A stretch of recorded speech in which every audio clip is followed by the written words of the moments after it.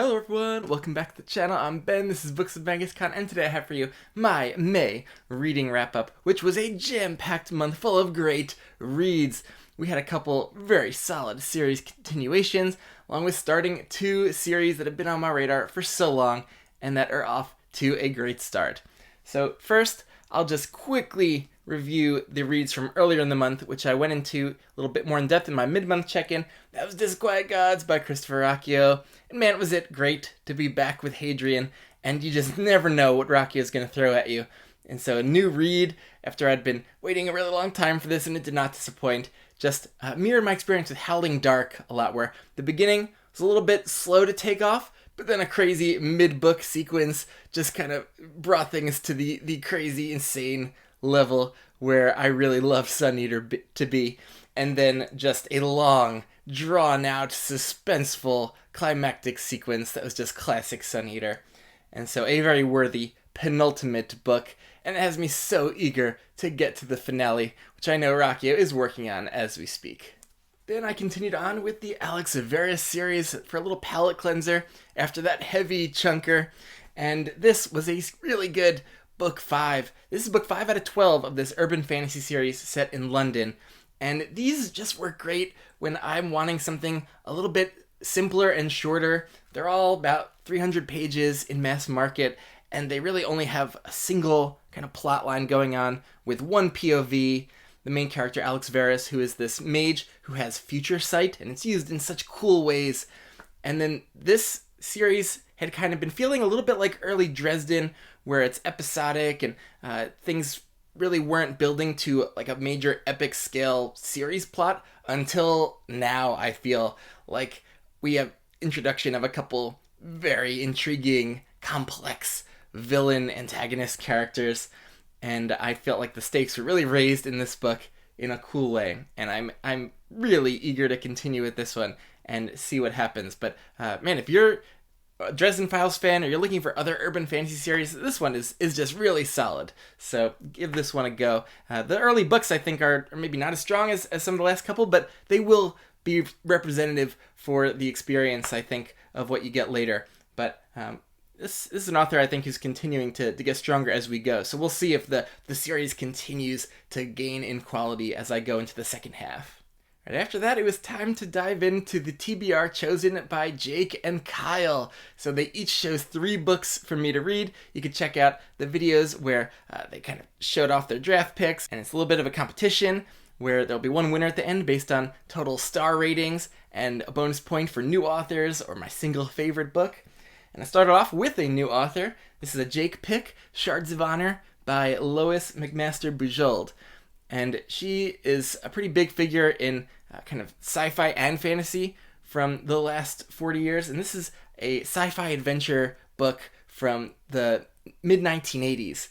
And I had no clue what it was going to be like. I didn't even know who the main character was. I thought this whole thing is called the Vorkosigan Saga. I didn't realize I was getting into a kind of starting kind of prequel sub-series where the main POV, the only POV, is Cordelia, this kind of 30-something female explorer, and I absolutely loved this POV character. It's a very emotionally mature and complex kind of character with lots of interesting prose kind of flourishes where we're getting really just sophisticated internal monologue and dialogue. This one caught me by surprise how much I ended up getting invested in it. I was engaged by the beginning, and I thought I could detect a lot of influence on Ruocchio, since Ruocchio worked for Baen, the publisher of this series, and read all of these books, and has said Bujold is one of his favorite authors, and I could detect a lot of, I think, influence on the types of world building and stories and interpersonal interactions that are going on. And I just love the setup of this early part where this kind of two people on opposite sides or who aren't from the same place, and they are kind of caught in this situation where they have to kind of survive together and get to know each other through this very intense experience. And I loved that as a way to start this book and series. And then where things go just they enmeshed in really big, important galactic politics and war. And I ended up having a great time with this. And this has me so psyched to continue this series, which has lots of books. I love that the series is kind of small books, just like Alex Verus, and they just don't feel so intimidating and big time commitment. It could be palate cleansers I could fit in between bigger reads. So love that as well for these Vorkoskin books. I think I landed at 4.5 stars for this one, but really verging on 5. So great read there. And then Kyle's first pick for me was The Grace of Kings by Ken Liu. I've been eyeing the Dandelion Dynasty for many years, ever since I read Ken Liu's translations of The Three-Body Problem and Death's End in Cixin Liu's series. Liu was on my radar, and I'd always just kind of delayed this, and Kyle picking it finally got me to try it, and I'm so glad they did, because this was not nearly as intimidating as I thought it would be in terms of the density of the writing, or how hard it would be to just get situated in the world.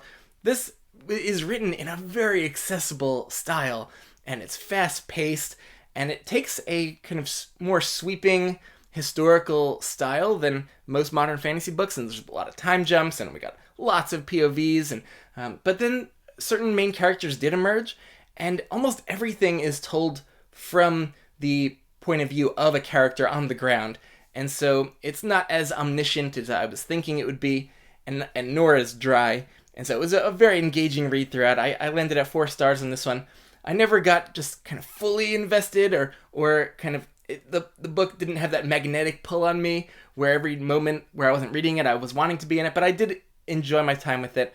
And having watched Ken Liu's interview about Wall of Storms and Grace of Kings, I have more of an idea of kind of what the motivations were behind the whole project of the series. And I really appreciate the kind of bold risk he took of starting out with a book one that is just so unlike the starting books of modern fantasy series. It really is kind of setting up all of these historical events that are going to be super important in setting up the rest of the series, and providing all of these almost like mythological figures or moments that people later will go on to interpret and reinterpret and use to justify or to motivate themselves later. And I love that Liu is really investigating kind of the effect of history and its effect on the present and future. And there were a lot of things I really loved about this. There's a pantheon of gods that kind of meddles in events on the ground and also just watches them from afar and bickers. And I felt like that was direct inspiration from the Iliad. And Liu has talked about, yes, he was inspired by ancient Greek epics and Roman epics like the Aeneid. And I think the overall sensibility of this series is more similar to those ancient epics than modern fantasy novels. And so it is going to feel different, but the actual prose itself is very accessible. It doesn't feel too far from the kind of prose style of, say, Brandon Sanderson in the Stormlight Archive.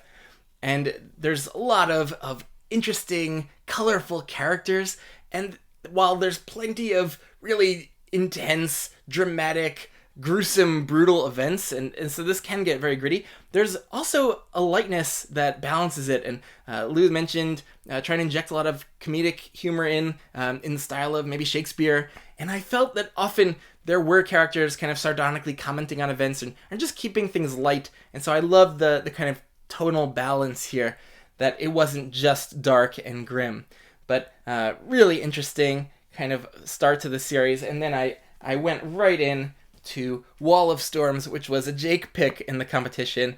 And I think I was overall engaged more and invested in this book more, but I landed at 4.5 stars. And this was interesting because there were aspects of it that I really loved. And it does take a bit more of a usual approach, just settling into a few more main character POVs and not doing as many time jumps or having as many different POVs. And I loved the new POV main character, Zomi, and just get some really great moments of Zomi kind of learning from a teacher and going on some adventures and having some really meaningful and intense kind of moments around these big examinations. And man, I loved all of the stuff with Zomi. There's a focus on the contributions of scholars and engineers that really makes a lot of this feel fresh and we'll be in the middle of an action scene, and then we'll get a flashback to kind of how the scholars or engineers kind of figured out a new piece of information, and then we'll jump back to the present and see that applied in a really surprising way.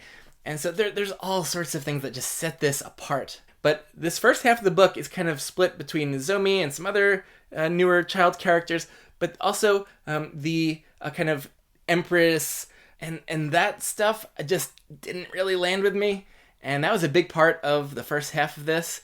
And so I was kind of worried that I wasn't going to just fall in love with this book. But then about halfway through, there's this huge series-defining event that occurs, which changes everything. And from that point on, this book was just straight fire. And I was just so hooked in, which has me thinking that I'm going to maybe love the second half of the series a lot more as we kind of are dealing with this shift and this whole geopolitical change that everyone has to be kind of working through. And Lou, interestingly, in the interview, talks about how through this series he is doing something where he's investigating kind of what it takes to found a nation, and almost investigating kind of modernity, and doing it through references to East Asian culture and history, and taking a lot from Chinese history.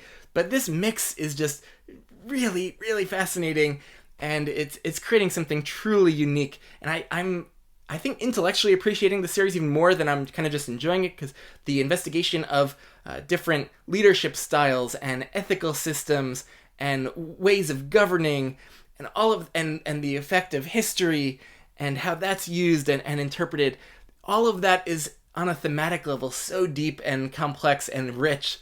And so I think it's a series that as I get a little distance from it, I'm going to appreciate even more. But in terms of just chapter by chapter, I'm very engaged. I'm just hoping that my emotional investment kind of creeps up a little bit, so that it could become more just like easy 5-star reads where the series could become a favorite. But I'm hoping that's where it's going. But solid start for books 1 and 2 so far. As for what I'm reading now, I have dived into book 2 of the Vorkosigan series, and that is Barrayar, which is the second novel included in this little bind-up, Cordelia's Honor, with Shards of Honor.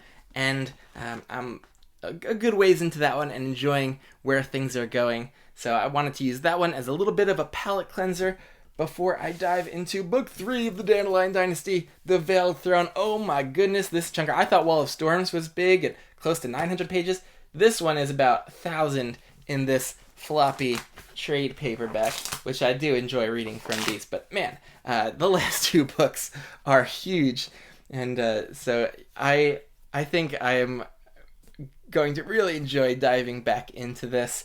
And maybe after that, I think I might just finish up the series, because there's a lot of names and places and things that I want to be fresh to really just maximize the experience I have with this series. So a nice binge over the course of 2 months, I think will help me do that.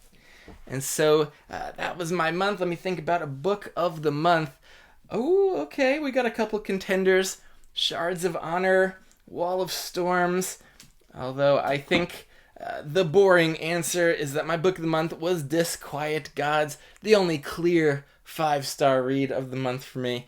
And just some truly mind-blowing, epic things going on in this book. And just Hadrian is someone who I feel so close to, that just spending time in his POV, continuing the tale of his life, is just riveting, even when things are a little bit slower or not as engaging.